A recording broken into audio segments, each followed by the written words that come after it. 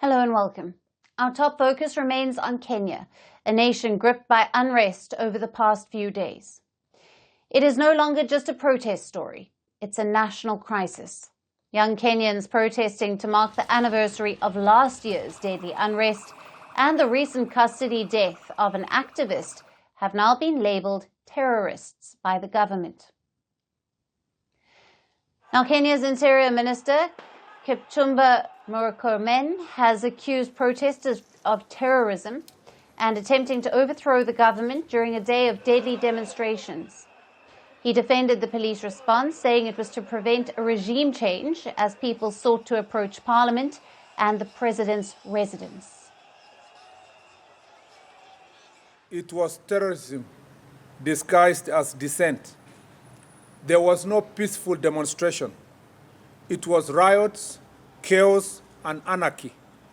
Let me therefore state unequivocally that we condemn the criminal anarchists who, in the name of peaceful demonstrations, unleashed a wave of violence, looting, sexual assault, and destruction upon our people. This is nothing to do with protests. This is nothing to do with freedom of expression. It was an unconstitutional attempt to change the regime of this republic. And this is therefore, yesterday what the police did to foil was they were able to foil an attempted coup. Protest leaders, however, say branding of demonstrations as a coup is the government's attempt to shift attention from the real issues. Mass protests erupted across Kenya on Wednesday, marking 1 year since demonstrators stormed the parliament over the proposed tax hikes. That day is the 25th of June 2024. It was the deadliest of last year's unrest. At least 60 people were killed overall. Now, this year's anniversary protests also turned horrific, with several casualties reported. The government says at least 10 people were killed. But rights groups Amnesty Kenya puts the total at 16. Most of them allegedly shot dead by police. At least 400 others have been injured and 61 arrested. Families mourning those killed are demanding justice.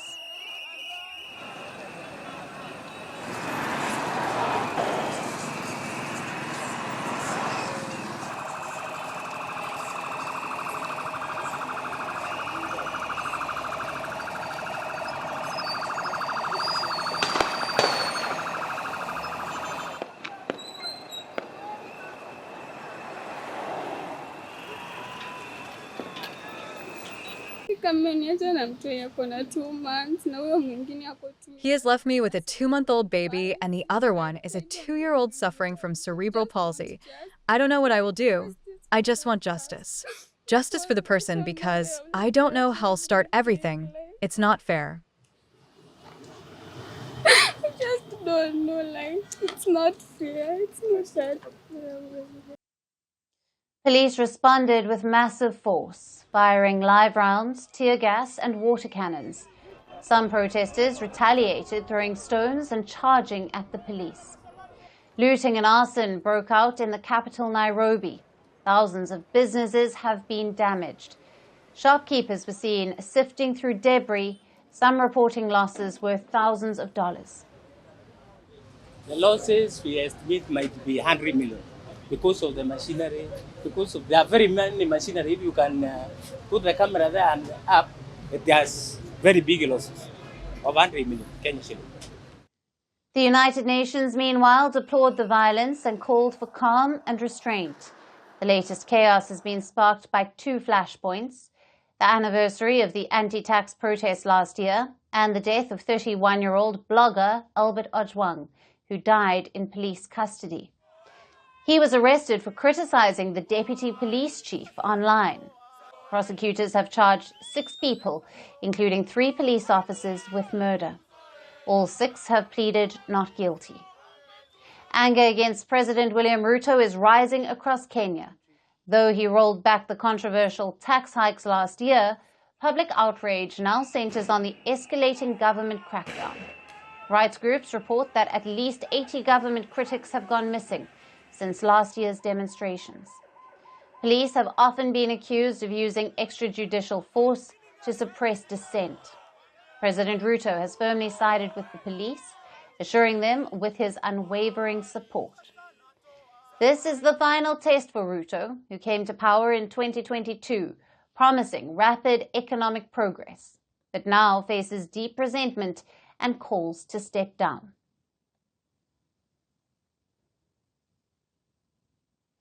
Now, for more on this, we have with us Nerima Wako, the Executive Director of Siasa Place, joining us live from Nairobi. Thank you for being with us. Thanks for having me. Nerima, how credible are the Interior Minister's claims that the protests were aimed at regime change? And what legal or constitutional grounds, if any, support this interpretation? First of all, he is wrong in terms of saying that it is terrorists that were gathering on the streets on Wednesday. It was a lot of young people and people coming forth in terms of remembrance of last year and the demands that were made that were looking at accountability and pushing for a government that listens to its citizens. And 1 year on, we've seen nothing. And you've mentioned the death of Alfred Ojwang, someone who died in police cells. He was brutally murdered for putting out a post that talked about corruption. So I'd say he's not factual at all. In fact, I was there on Wednesday. It was a lot of young people who wanted to gather, one, for remembrance of those who were lost last year, pushing for compensation in terms of the families who lost their loved ones. Remember, the cases are still ongoing. We haven't had anything from the government in terms of holding people accountable and who is responsible.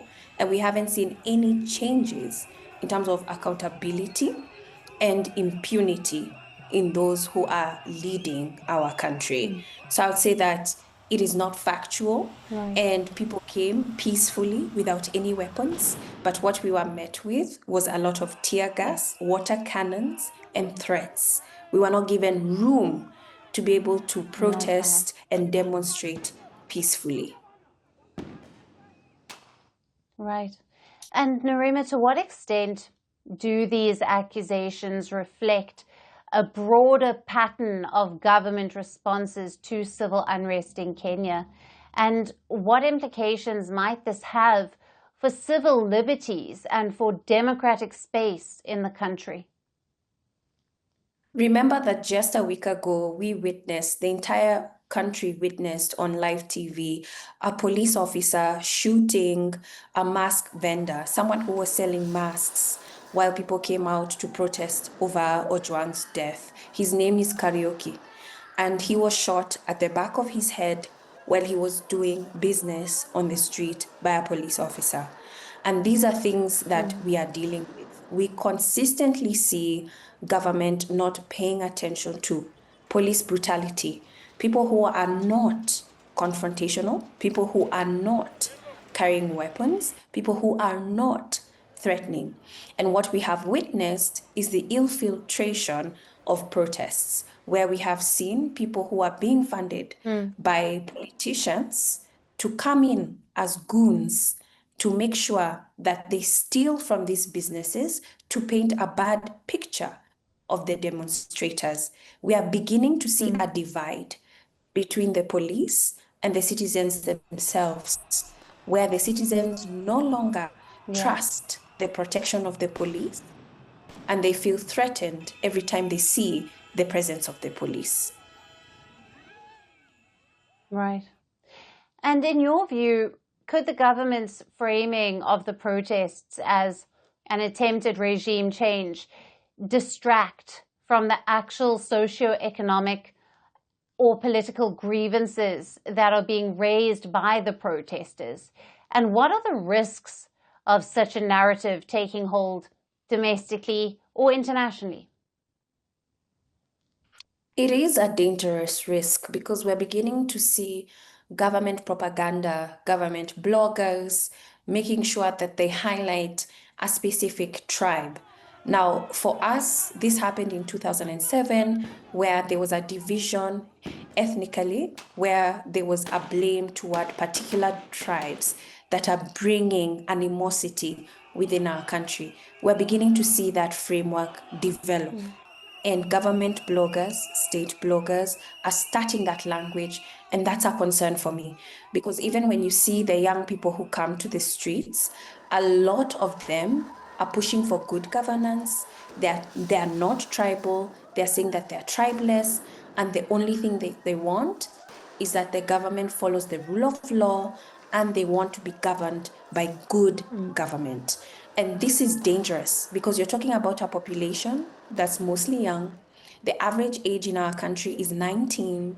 When you talk about 60% of them and more being unemployed, this is the recipe for civil war and destruction if it's not managed properly. So for government to just outrightly say that this is regime change, this is a coup attempt, I think it's a falsehood. I think it's not looking at the issues that a lot of these young people are bringing for, because remember, even in our education system, we have young people who are not able to continue with higher education because of the new university funding model that makes university learning extremely expensive, and the high tax that we continue to see in our income.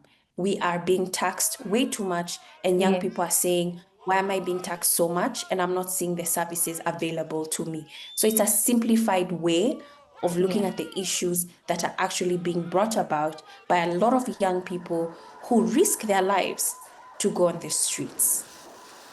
Yes. Narima, thank you for being with us on First Post Africa. Thank you.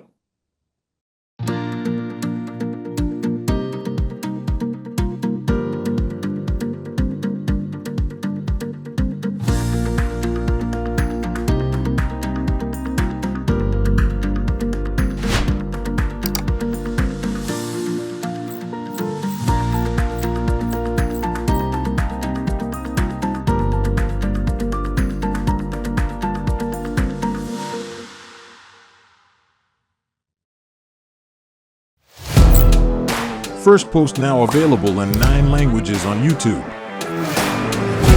English, Stands at $36 trillion. French, Le FMI, comme German, Geschäftsführenden Direktor, Hindi, $30 trillion ka-charge mo. Indonesian, Pemerintah tanpa pemeriksaan. Italian, Skali radikali. Japanese, 4 兆ドル以上も. Portuguese, Por causa do próprio balanço patrimonial. Spanish. Beautiful bill. Go to Settings, click on Audio Track and select a language of your choice. Be the first to know what's happening around you in your first language. Firstpost.